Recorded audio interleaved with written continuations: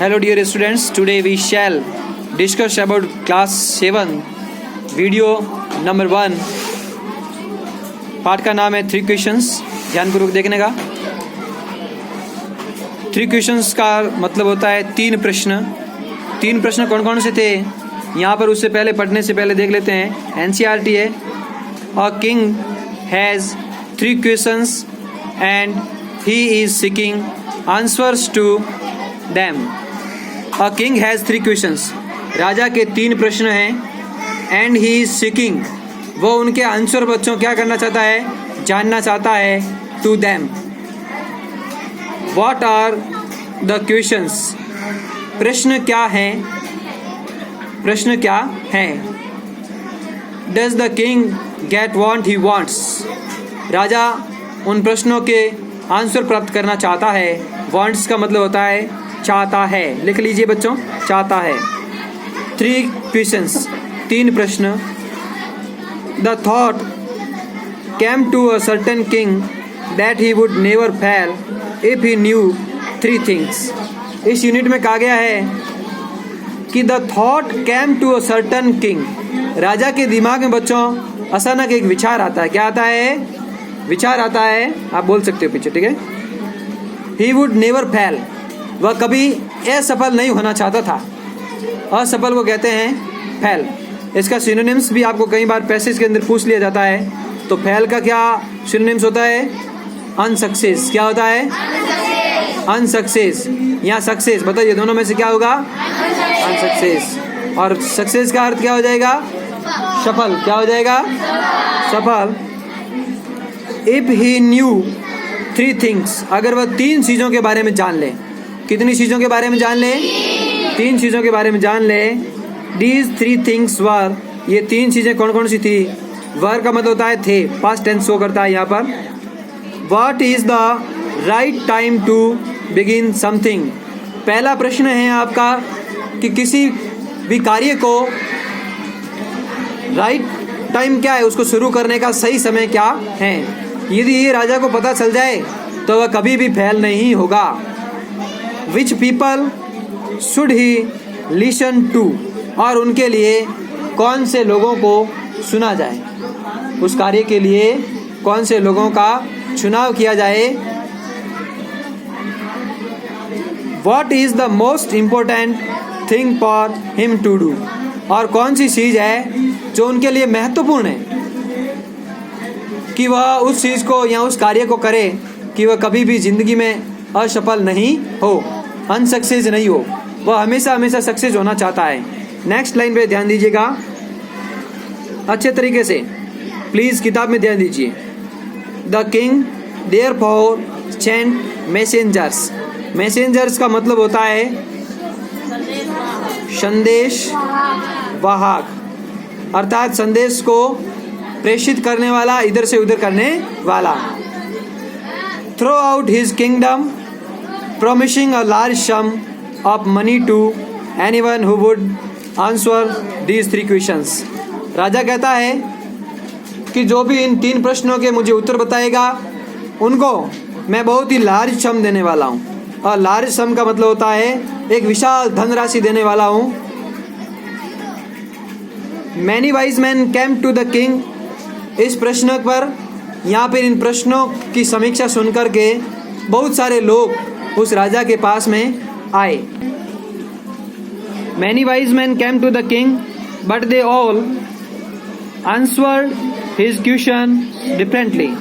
बहुत सारे बुद्धिमान व्यक्ति राजा के पास में आए, लेकिन सभी ने डिफरेंटली मतलब भिन्न भिन्न से या भिन्नता से उत्तर दिए अपने प्रश्नों का कि भाई कौन कौन से लोगों का चुनाव करना चाहिए, क्या क्या चीज़ें महत्वपूर्ण हैं. उनके लिए विभिन्न बुद्धिमान जो लोग आए राज्य से, उन्होंने अपने अपने तर्क के अनुसार राजा को आंसर्स दिया.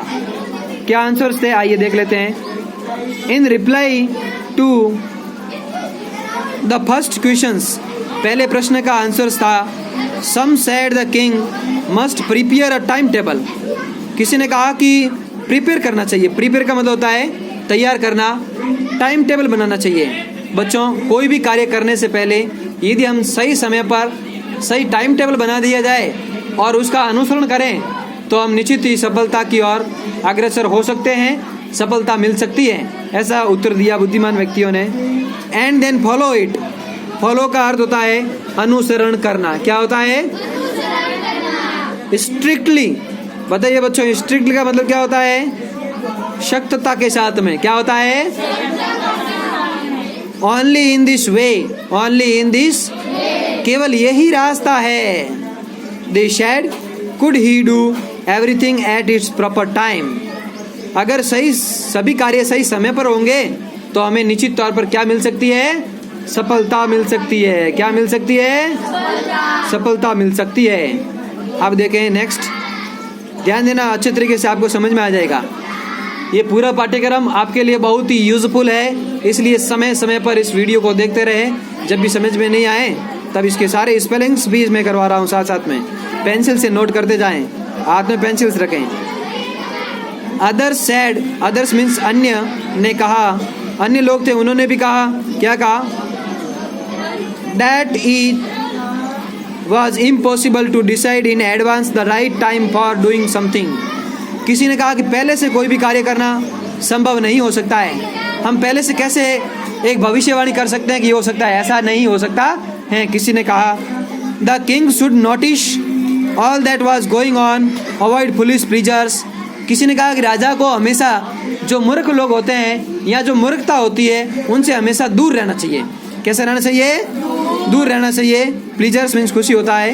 एंड नेक्स्ट ध्यान दीजिए, always do what ever seemed necessary at that time. Necessary means होता है बच्चों आवश्यक। क्या होता है? आवश्यक होता है। साथ साथ में स्पेलिंग को नोट कर दें, यहाँ पर लिख लें नेसेसरी, आवश्यक, आवश्यक। It is always necessary show the must models. Necessary है आपके मस्ट, जो एक मॉडल होता है इंग्लिश में, उसको भी शो करता है। बाध्यता, नेसेसरी का मतलब होता है आवश्यकता। ठीक है, बहुत जरूरी, मस्ट के लिए इसका किया जाता है। एट दैट टाइम, उस समय। येट यानी फिर भी, ये एक आपके कंजक्शन है। Other said that king needed a council of wise man. Note करो, a council of wise man, इसका मतलब देखो आपके एनसीईआरटी में ये भी दे रखा है, जरा देखो। काउंसिल का मतलब होता है group of people chosen to give advice और डू मेक रूल्स। अर्थात एक ऐसा ग्रुप होता है बुद्धिमान व्यक्तियों का जो राजा को समय समय पर क्या देता है? एडवाइस देता है। एडवाइस मतलब क्या होता है? सलाह। क्या होता है भाई? Who would help him act at proper time. मतलब सही समय कौन सा है उसके लिए वो काउंसिल्स होगी, वो परिषद होगी, उसको क्या बताएगी? सलाह देती रहेगी। This was because one man would find it impossible to decide correctly without help from others the right time for every action. मतलब प्रत्येक कार्य के लिए सही समय कौन सा होता है ये केवल एक अकेला व्यक्ति निर्धारित नहीं कर सकता है। One person can't decided the right time and right action, so councils must be necessary for a king because they choose the right and correct decision about and around of the kingdom। अर्थात राज्य से या राज्य के बारे में कोई भी जानकारी होगी या कोई भी इंफॉर्मेशन होगी तो अकेला व्यक्ति उसके बारे में निर्णय नहीं कर सकता है। बहुत सारे बुद्धिमान व्यक्ति ही उस निर्णय के बारे में अच्छा सोच सकते हैं, अच्छा विचार कर सकते हैं। नेक्स्ट देखिए, but then other said that, लेकिन किसी दूसरों ने क्या कहा? क्योंकि वहाँ पर तो कितने लोग आए थे भाई? बहुत सारे लोग आए। There were some things which could be urgent. कहीं कहीं पर क्या होता है कि कुछ चीज़ें अर्जेंट होती है। अर्जेंट का मतलब क्या होता है? अति आवश्यक, है कि नहीं? These things could not wait for the decision of council। कुछ निर्णय बेटा ऐसे होते हैं राज्य में कि उनका मंत्रियों या फिर उनकी बैठक बुला करके उनको अपन डिसीजन नहीं ले सकते हैं। जैसे माना कि एक उदाहरण के लिए मैं आपको बता दूं, एक पहले पाठों के अंदर एक ऐसा उद्धरण चिन्ह आया करता था, यहाँ पर ऐसा एक प्रसंग आया करता था जिसमें बताया गया कि एक सेक्रेटेरिएट होता है। क्या होता है? मतलब सचिवालय होता है, वहाँ पर एक जामुन का पेड़ गिर जाता है। बच्चों क्या गिर जाता है? उसके नीचे एक व्यक्ति आ जाता है और फिर बाद में उसका ऑर्डर निकला जाता है। फिर एक परिषद अर्थात काउंसिल बैठाई जाती है। काउंसिल निर्णय करती है कि इस पेड़ को हटाना है या नहीं हटाना है। उतनी देर में वो व्यक्ति मर जाता है। तो इस प्रकार से कुछ अर्जेंट वर्क होते हैं, उसमें काउंसिल्स का वेट नहीं किया जा सकता है, परिषद का वेट नहीं किया जा सकता है बुद्धिमान। इन ऑर्डर टू मतलब इन ऑर्डर का मतलब होता है व्यवस्थित करना उचित ढंग से। To decide the right time for doing something, कुछ भी करने के लिए राइट टाइम क्या होता है? It is necessary to look into the future, और भविष्य के बारे में भी कुछ रणनीति बनाई जा सकती है काउंसिल्स के द्वारा, लेकिन अर्जेंट जो एक्शन होती है उसके लिए नहीं बनाई जा सकती है। And only magicians could do that, और किन्हीं बुद्धिमान व्यक्तियों ने तो कहा कि जब ये पहले कौन से काम होगा इसके बारे में तो जानकारी केवल कौन दे सकते हैं? मैजिशियंस दे सकते हैं। कौन दे सकते हैं चिल्ड्रन? मैजिशियंस का मतलब क्या होता है? जोर से बोलो। जादूगर क्या दिखाता है? क्या आपने भी कभी देखा है? चलो। The king therefore would have to go to magicians, तो इसका मतलब राजा को किसके पास में जाना चाहिए? जादूगर के पास में जाना चाहिए। किन्हीं बुद्धिमान व्यक्तियों ने तो ऐसा कह दिया। क्या जादूगर व्यक्ति हमेशा सही निर्णय कर पाएगा? आपके हिसाब से बताइए, फटाफट बताइए। चलो।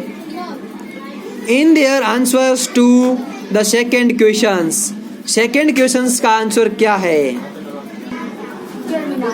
इनके बारे में हम कल बात करेंगे। ये देखो यहाँ पर एक राजा है, उसके बाद में इन चित्र के माध्यम से बताया गया है। इसके साथ साथ में आप बताइए यह क्या है? एक घास फूस लगी हुई है, ये क्या है? फटाफट बताओ। घास फूस वाली इस घर को क्या कहते हैं बच्चों? इंग्लिश में बताइए। हट।